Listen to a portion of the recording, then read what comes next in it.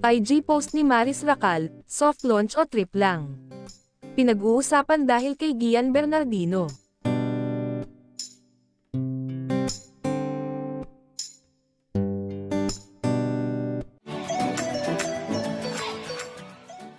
Napapatanong ang mga netizen kung ano ang ibig sabihin ng caption ni kapamilya star Maris Racal nang ibahagi niya ang mga larawan nila ni Cup of Joe vocalist Gian Bernardino sa social media account niya.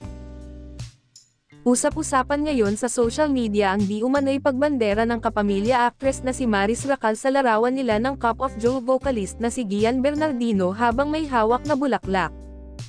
Plot twist, post ni Maris Racal at Gian Bernardino, may dapat bang abangan?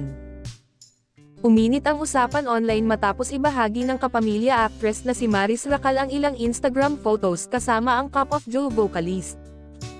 Pero ang mas nakaagaw pansin, isang bouquet of flowers at ang simpleng caption na, plot twist. Bahagyang natatakpan ang mukha ni Maris pero bakas naman ang kilig sa kanya, habang si Gian naman, medyo nakahilig sa bandang kanang balikat niya. Syempre naman, nagulantang ang mga netizen at napatanong kung ano ba ang real score sa pagitan nilang dalawa. Plot twist saan, Maris? At bakit may flowers kung wala lang to? Agad na nagliyab ang comment section ng kanyang post, na puno ng tanong, hula, at kilig ng mga netizen. May ilan pang napatanong, soft launch na ba ito ng bagong special someone? O isa lang ba itong pa-under na alam niyang siguradong pag-uusapan?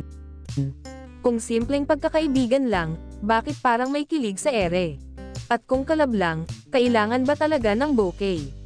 Hindi rin nakaligtas sa mapanuring mata ng publiko ang timing ng post. Bakit ngayon? May pinagdadaanan ba si Maris na gusto niyang ipahiwatig? O baka naman may bagong yugto sa kanyang personal na buhay na unti-unti pa lang niyang ipinapakilala sa mundo? Samantala, nananatiling tahimik sina Maris at Gian tungkol sa tunay na estado ng kanilang relasyon.